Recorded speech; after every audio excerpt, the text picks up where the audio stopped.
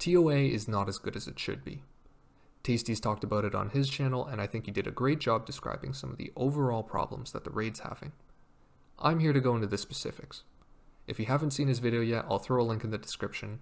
He's always very thorough and reasonable in his judgments, even though a lot of people like to pretend like he's not. But to summarize, tons of endgame players are just burning out of RuneScape right now because TOA just isn't engaging enough at the highest levels. So we're going to talk about what's wrong with TOA from a content standpoint and cover the ways that people have suggested fixing them. One of the biggest issues that Tasty talks about is that TOA doesn't promote an engaging skill ceiling. Don't get me wrong, they made a low skill floor, but the whole selling point of scalable content like TOA is that it can be as easy as I want, or it can be as hard as I want. This raid should strive to be fun at both ends of the spectrum, and that just doesn't appear to be the case here. This is mostly because the raid just has mechanically unengaging invocations on. You see, up to about 350 raid level, your invocations probably add new mechanics, or maybe they reward you for mastering one without taking away from the whole experience. But as you approach a 450 or 500 level raid, you pretty much get forced into these weird invocations that nobody wants on, like Medic or More Overlords or Pathmaster. Generally speaking, these invocations don't contribute that much to a raid mechanically, but the bad part is that they also feel repetitive or they make the raid take a lot longer. Instead of focusing on mechanically difficult or diverse invocations, past 400 raid level, a lot of the difficulty simply comes from adding more stats or reducing your supplies to make this into an endurance test, or just making you do what you're already doing, but for longer. Is it more difficult? Sure. But Tasty described it pretty well when he said that it's probably the most boring way to make it difficult. It's like saying solo top was more fun before the Blood Fury came out, just because it was harder. It's like, pre-Blood Fury I needed to get to Versic with 7 brews, now I can do it with 4. Did forcing better supply management make the content more engaging? No. At the end of the day, you still had to tick eat for 12 minutes. If anything, solo top is more bearable with a Blood Fury, since you don't have to worry about maiden RNG. But that's the type of difficulty that you're adding to the raid once you reach these high raid levels. Boring invocations which don't add anything mechanically, but make the raid repetitive and take a lot more time. Medic in a solo is a great example of this. With this invocation on, you have to hit a swarm with your crossbow before every fang hit. Mechanically, that's not very difficult, but the spawns come so often that you might do an extra 150 attacks during the course of the room. This effectively doubles the kill time, and it's incredibly repetitive, there's no variation in how you deal with the swarms, and it's just not fun. Sometimes Kefri takes up to 15 minutes with Medic on. More than anything, Medic doesn't test your skill, it tests your patience, and I don't think a single person in the game considers that invocation fun. The only people that put it on are people doing all invocation runs. You know it's rough when even someone doing a 540 would rather not turn it on. The idea behind Medic isn't actually that bad, it's just unbalanced and lacking creativity. So Medic's main problems are that it's 1, unengaging, and 2, not worth the effort. Medic isn't engaging because it's repetitive. Most of it can be boiled down to shooting a crossbow before each fang hit, repeat that 150 times. There's no variation in how the swarms appear, there's no difference in how you kill them or what they do. For 15 minutes, it's crossbow, fang hit. If you want to fix that, one aspect could be lower the frequency of swarms. Many people are already complaining that they're way too frequent in solos, and reducing it from 150 hits to maybe 50 swarms would naturally make it less repetitive. But that just makes it less repetitive, it's still not very engaging. What you could do is you could have 30 seconds without swarms, and then a wave of 4 swarms. You could force us to hit them with only a specific style, maybe they blow up in an AoE attack, maybe there's fast ones, maybe there's slow ones. Or maybe a big swarm happens and it doesn't get one hit and you need to freeze it or something. There's a ton of different things you could do with it to keep the mechanic fresh, but simply having one swarm trickle in every 3 seconds is probably the most boring and lackluster way to do it. The other problem with solo Medic is that it's just not worth the effort. The invocation isn't balanced. I get 15 raid level, but Kefri takes so much time, it's better for me to just lose the 15 rating so I can do the rest of the raid quicker. On top of that, I don't get any fun mechanics out of it, so it makes the player feel like they aren't even being rewarded for playing good. Don't get me wrong, okay? Medic punishes you for playing bad, but that's very different from rewarding good gameplay. Feeling Special rewards good gameplay by making the room quicker if you do it properly. Z-Box Blood Magic gives you a fun and engaging mechanic by forcing you to coordinate with your team, prayer flick these blood barrages, and time the blood spawns with the waves and the roars. These mechanics only make the room slower if you fuck up. Medic is not like that. You can play perfect and Medic's still going to be 3 times slower than if you let Z-Box heal every single blood barrage. Great mechanics don't just punish bad gameplay, they also incentivize good gameplay. For Medic to be reasonable in a solo scale, the room should be completable within a similar time frame to if you didn't have Medic on. This means you tone down the frequency of the swarms. Maybe you reduce the HP scaling on the boss so a perfect Medic run is still comparable to a no Medic run. Or maybe you incentivize perfect gameplay by adding a temporary buff when you kill a swarm. It could be any variety of things, but the one thing that's clear is that solo Medic right now needs a rework because it's just not engaging, it's not fun, and it's not worth the effort. Okay, so what else is wrong? Let's start with the most obvious, Monkey Room. Everybody complains about it. The waves by themselves are the same duration as all the other 3 puzzles combined, so I've seen a lot of suggestions on how to fix it, but I think it's first important to understand why the waves are so long in the first place. Namely, it's a combination of things. The first is that you're playing in a fucking football field. Anytime something spawns on the other side of the map, or your friend gets corrupted, you gotta run across the room and it sucks into your time. This isn't helped by the fact that there's a giant fucking pillar in the middle of the room that blocks everybody's line of sight. So anytime you want to attack something, you end up getting dragged around and playing Ring Around the Rosie. I'm gonna assume that they can't fix the room size, which is fine by itself, but you should change it so you can be able to hit through the giant pillar in the middle, and how they haven't fixed this in a month and a half, I have no fucking clue. The only thought that even comes to mind as to why they haven't touched it is because they think skill is associated with pathing around it, which is just clueless because the spawns are RNG, so unlike Nilo, you can't even consistently put yourself in a position to counterplay it. That's why it doesn't matter who I ask, whether it's my friends casually doing 200s or Smork and Ruru speedrunning expert modes.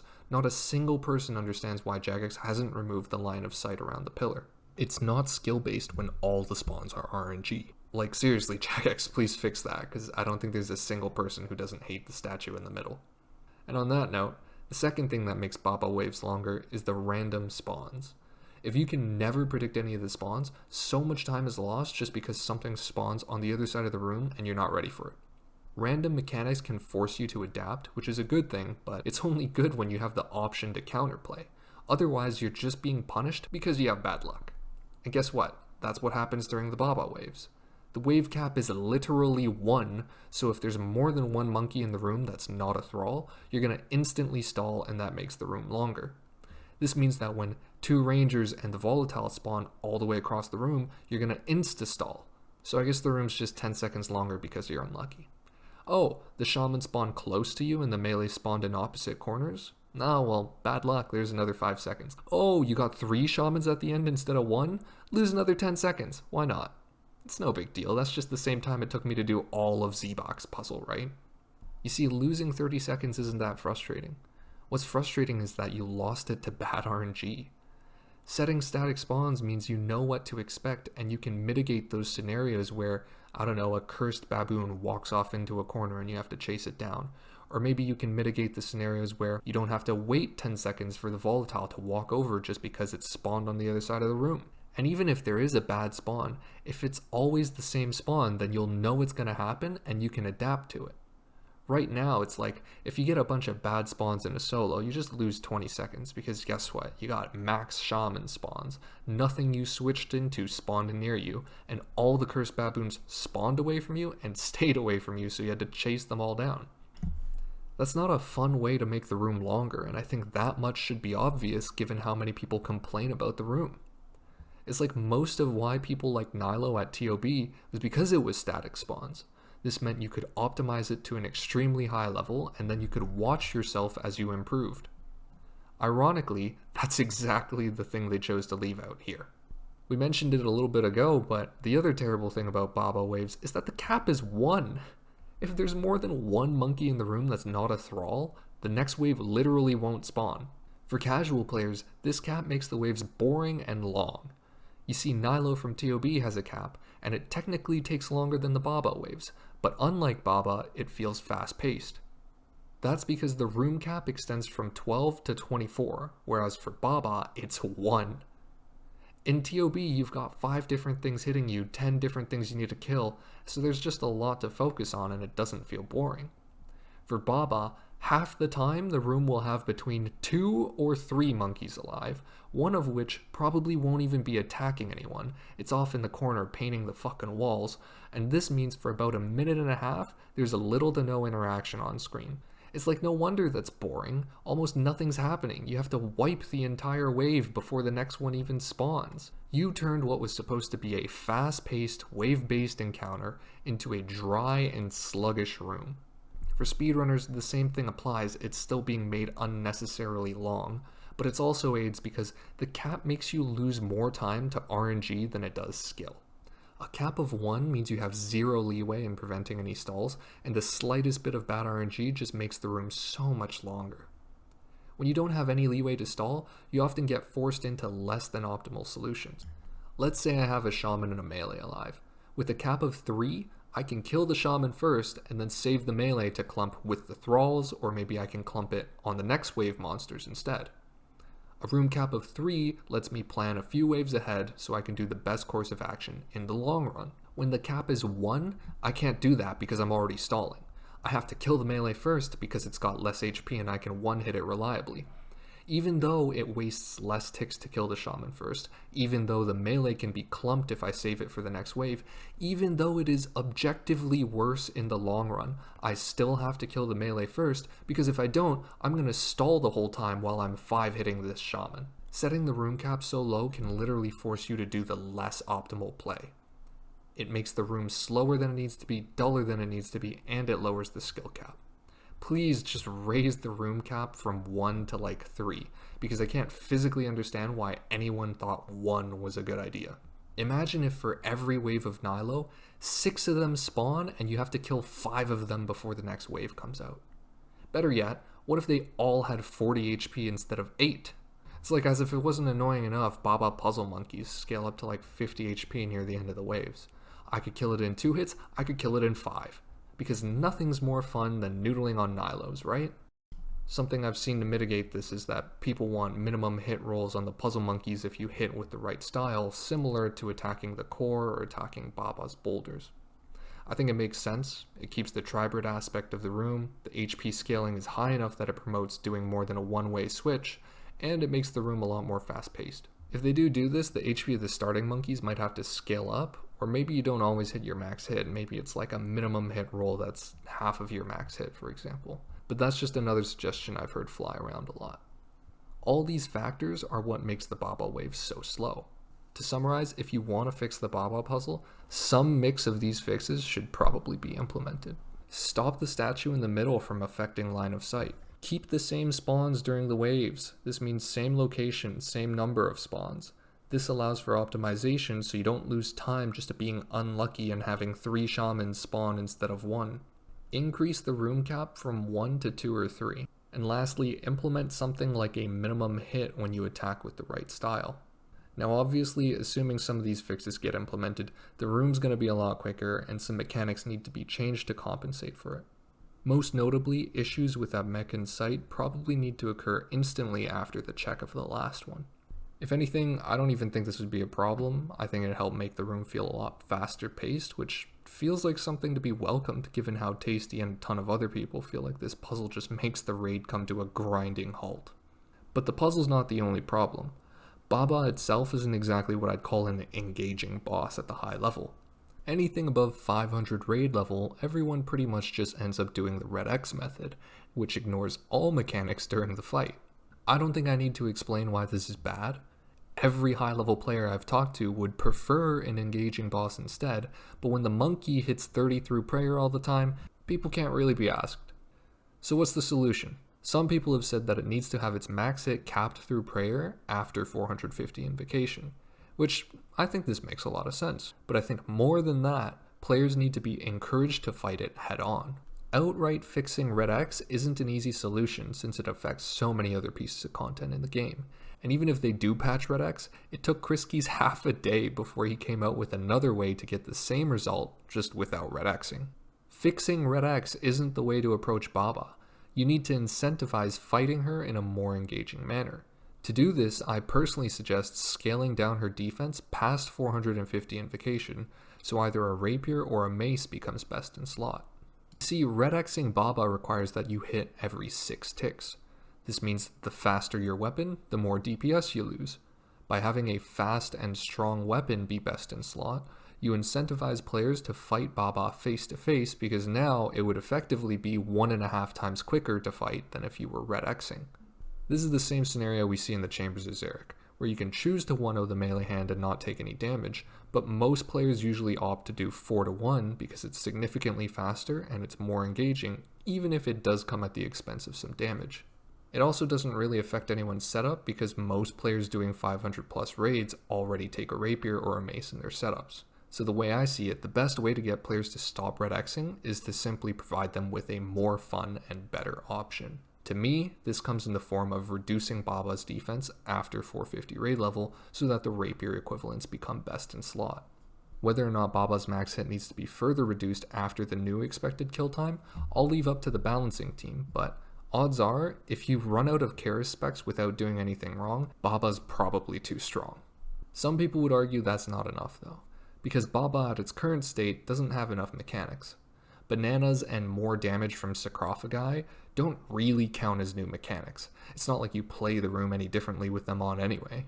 A suggestion that everyone's been pushing for literally since the first week of release was that Volatile Baboons in the puzzle should be able to blow up other monkeys like splatters do in Pest Control. A suggestion that everyone has been pushing for literally since the first week of release was that Volatile Baboons in the puzzle should be able to blow up other monkeys like splatters do in Pest Control. It raises the skill cap, it's fun. Every single person I know has suggested this for more than a month, and we've not heard a single thing regarding this suggestion. A stream, a news post, anything that says, hey, we can hear you, we can or can't do that because of these reasons, thank you. That's all we're asking for. Another big suggestion that we've talked about, even on Sito's podcast for the past month, is that when you split a boulder with a baboon during Baba's boss fight, you should one-hit the baboon. I get that maybe they didn't want baboons to die instantly, but it's so incredibly lackluster to share a boulder with a baboon and they get hit at 12. Meanwhile, you take a 45 for it. Making it so boulders one-hit the baboons increases team coordination. If your team's uncoordinated and 2 people go after the baboon, one of you dies. It's fun, it requires coordination, and it rewards skillful gameplay. I don't understand why whoever made this mechanic intentionally saw this and was like, you know what, let's make the boulders hit 12 instead. Please just let them one-hit the monkeys. The last suggestion that I heard was that there should be an invocation that allows the puzzle monkeys to spawn in the boss room instead of just regular baboons. For example, instead of 2 basic baboons per spawn, maybe you get 1 combat triangle baboon and a special baboon. Or maybe you rotate between spawns of special baboons or combat triangle baboons. It doesn't really matter, there's a ton of ways to do it. Honestly, I was expecting an invocation like that on release, but for some reason it wasn't implemented. I think it'd be a great way to keep things challenging, and if things got too hard or too annoying, it's like, fair enough, don't turn the invocation on. That's the beauty of having invocations. But at the very least, I think it's a shame that they didn't even give us the choice to try it out.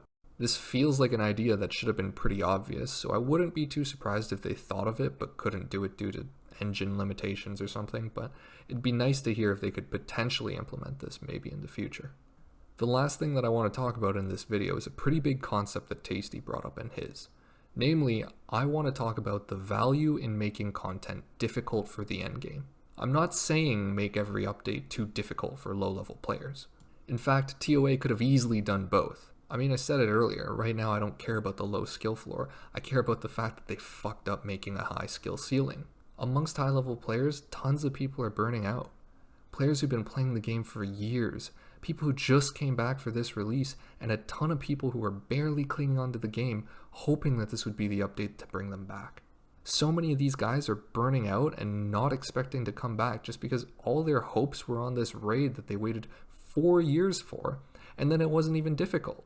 It didn't push them, it didn't have any crazy depth. There's bugs being introduced to the game left and right. They waited 4 years for a fun and challenging piece of content, and then it drops and they clear it first try.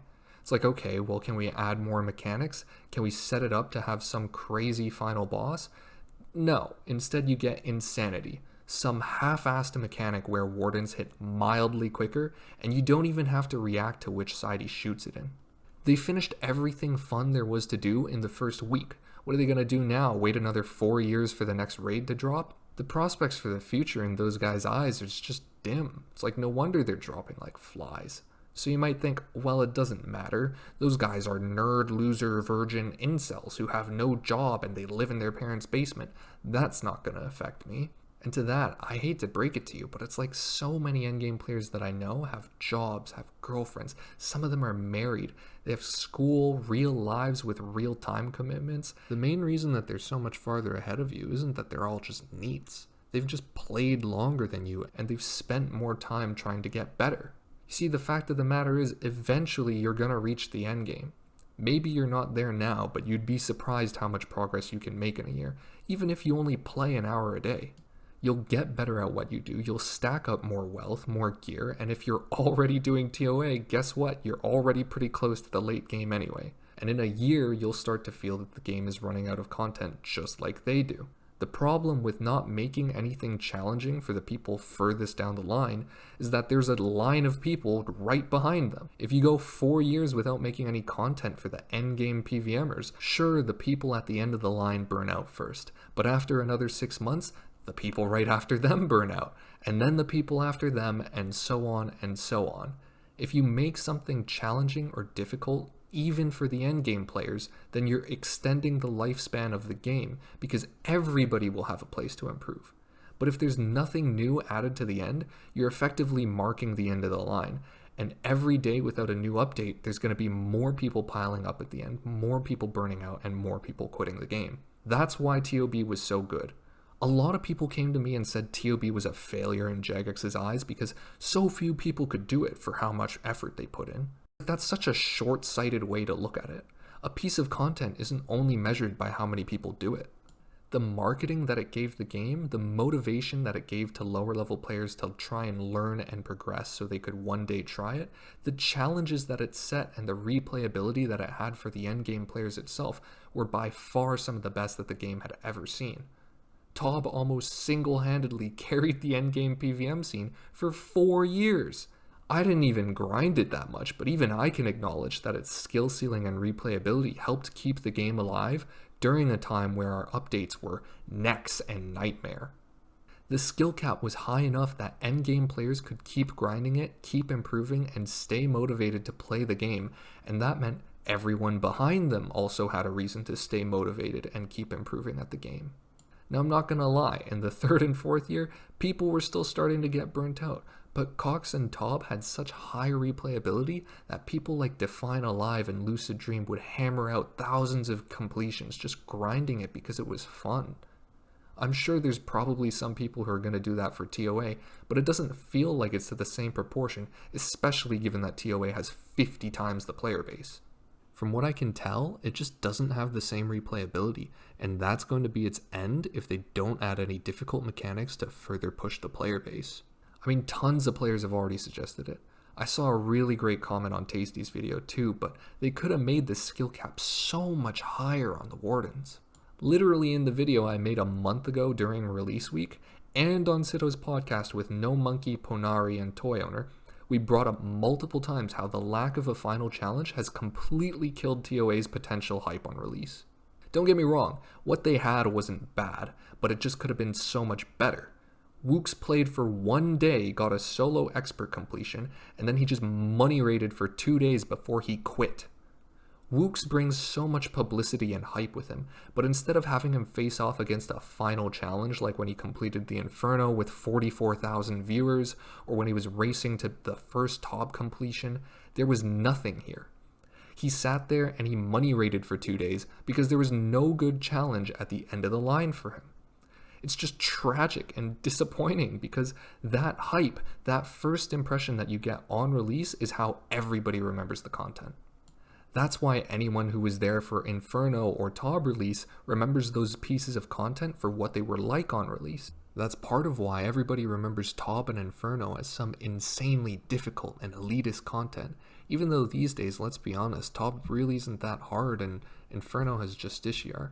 Like almost any populated bank you go to is going to have 3 different guys with an Infernal cape. It's not anywhere near as bad as it was on release, but it still maintains its reputation because that's how people remembered it. TOA needed a difficult challenge that wasn't just do the same thing you just did, but with no supplies and no special attack. Set up a final challenge. Can I fight 2 Wardens at the same time? That sounds incredibly engaging. It's fun, it's unique. It might be a little hard to program, but there's a ton of different other ideas that they can work with. Okay, so how about 4 demi-bosses on P3? It sounds like a good challenge, it'd be a lot of fun, and you could off-tick all the phantoms by different ticks. I don't think either of those were that hard to imagine, given how many people have come to me with the suggestion, but maybe that would also be too difficult to program. I don't know, I'm not a game dev. Okay, can you at least make the Warden hit in random directions so it's not fucking brain dead? Not even that? Insanity literally says it's supposed to be fucking unstoppable. Some crazy final challenge, and yet everybody was doing it within like 2 days like it was a fucking joke. This description is easily one of the biggest letdowns I've ever read, and it's actually baffling to me. Another suggestion we received was that the windmill attack on P2 should have 8 windmills. That sounds fucking hilarious to me. I'd love to have that as part of an invocation. But Warden's mechanical difficulty is such a fucking joke, and it genuinely hurts me to see how much better it could have been, but it just isn't. Warden feels like its only fun aspects are P2 when the obelisk starts shooting lightning bombs with the other attacks, and P4 because P4 is actually kind of fun. Outside of that, it's like, okay, I can optimize the skulls and teams, and that's kind of cool.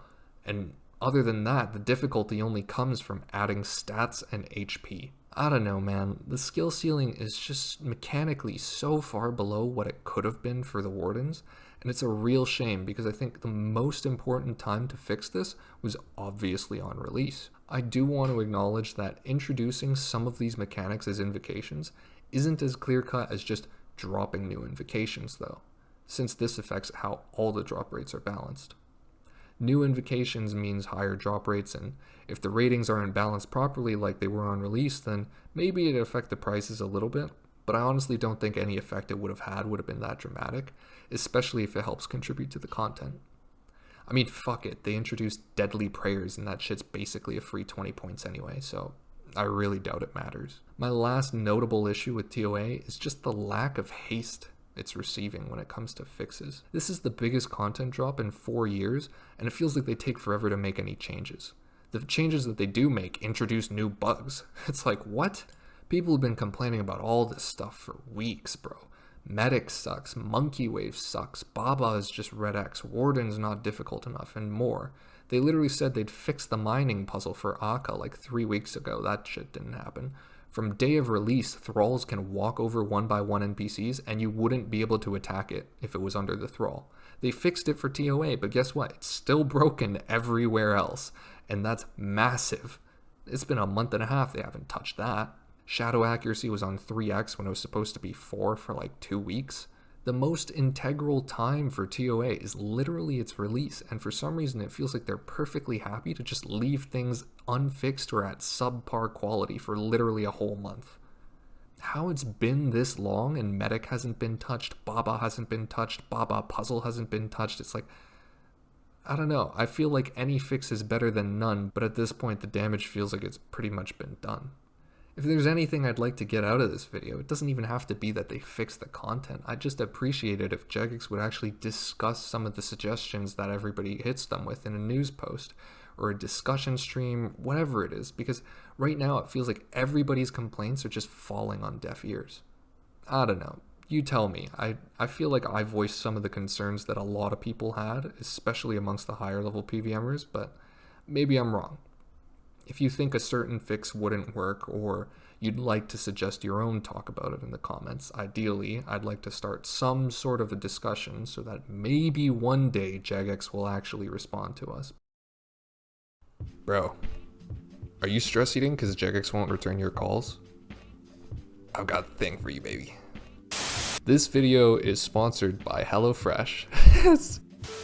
They're a meal kit delivery service which sends you premium ingredients straight to your door every week along with the recipes. So, I mean, I was pretty skeptical at first, but tastes really good and it helps cut down on the stress, and I'm actually not lying about that either. So, I remember in university I'd try and make a specific dish and I'd have a little grocery list. And you know, you go out to the store, but I don't have a car because I'm a broke student. And then you'd forget something, you'd miss the bus or something, or you'd have to walk home through the snow, and it's not a good time, right? And then you finally get home and you gotta watch some shoddy YouTube video on like how to make the recipe, right? So, but HelloFresh is great because it just takes all of that out of the equation.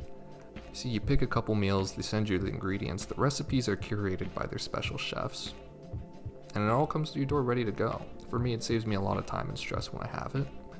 It's genuinely something I wish I had when I was still in university. Their meals taste great. I personally like the cheesy pork quesadillas. I also had spicy Thai curry once, but I mean, like, I literally have one of the recipes right here. I don't know, they taste really good, but if you don't like that, you can, you don't have to worry because they swap meals out every time. Every single week, they've got like 30 different meals, all specially curated by their chefs, so it ends up being a lot of variety. If you want vegetarian, pescatarian, whatever it is, they've got everything sorted for you.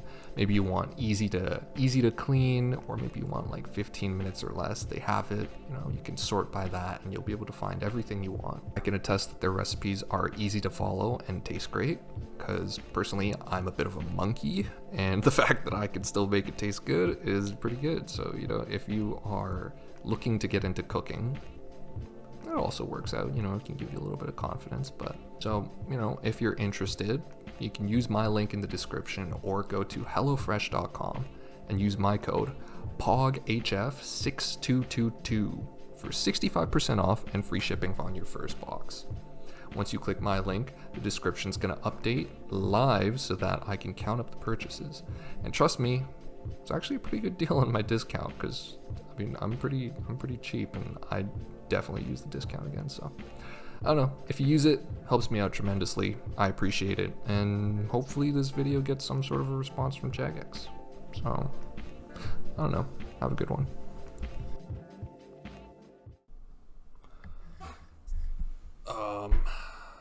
I guess that's as good as it's gonna get, but this video is sponsored by HelloFresh.